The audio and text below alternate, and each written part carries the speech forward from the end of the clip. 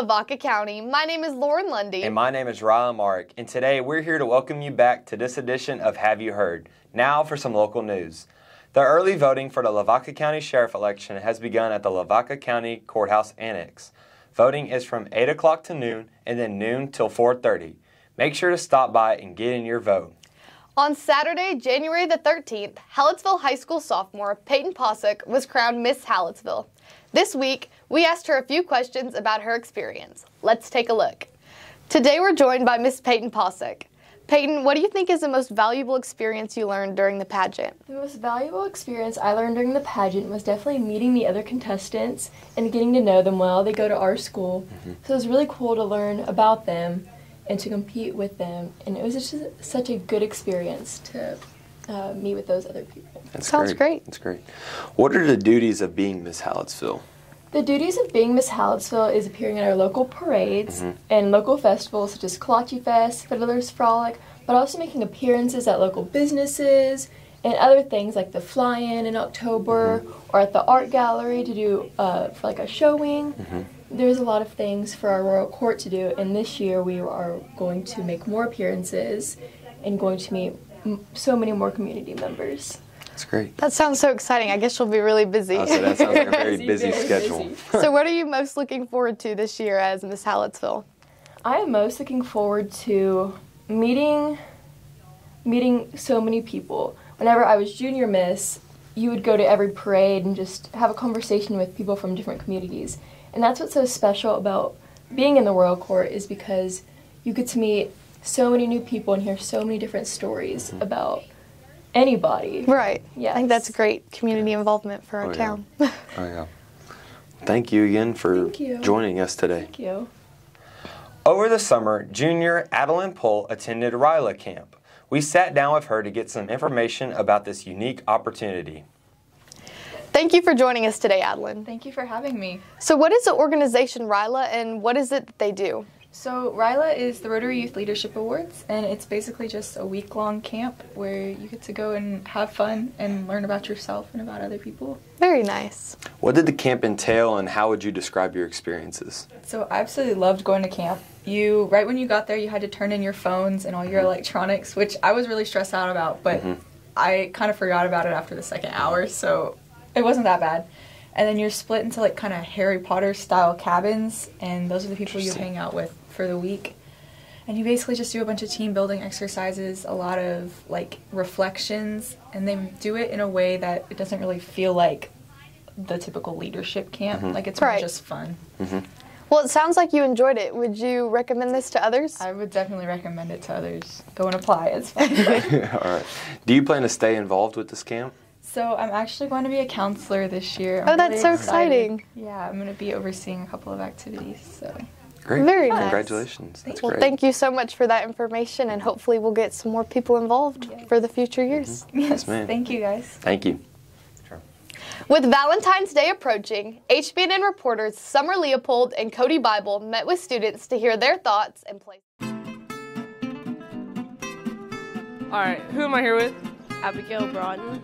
Abigail, do you have any plans for Valentine's Day? I'm probably gonna go home, ride my horses, spend it with my family. That's sweet. If you can ask anybody to be your Valentine, who would you pick? I don't know. That's fair. What is your favorite Valentine's gift? I don't know. Doesn't matter.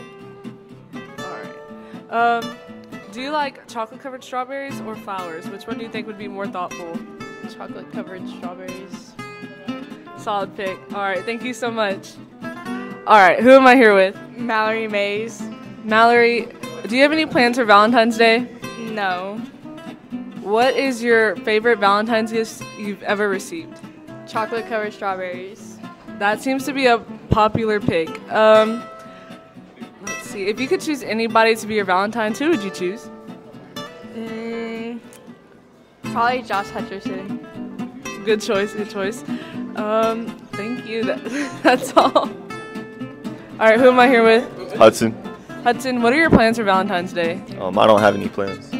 All right, if you could choose anybody to be your Valentine, who would you pick? Dylan Orsak. Why Dylan? Because we have a good relationship. He was my bat buddy in baseball. Oh, that's sweet. What is your favorite Valentine's candy?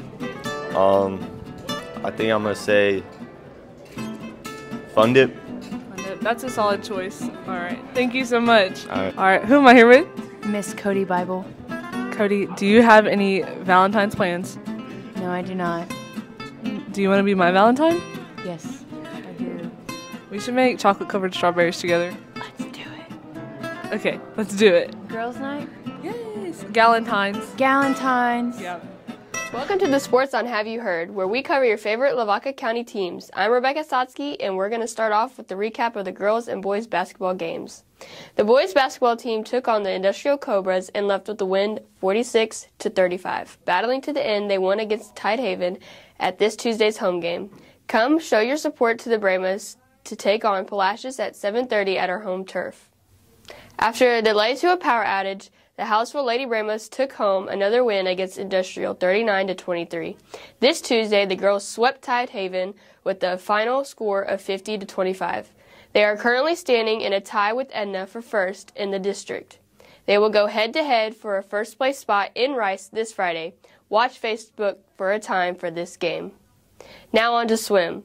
Lauren Lundy finished with a PR at regionals with a time of 58.40 in the 100-meter.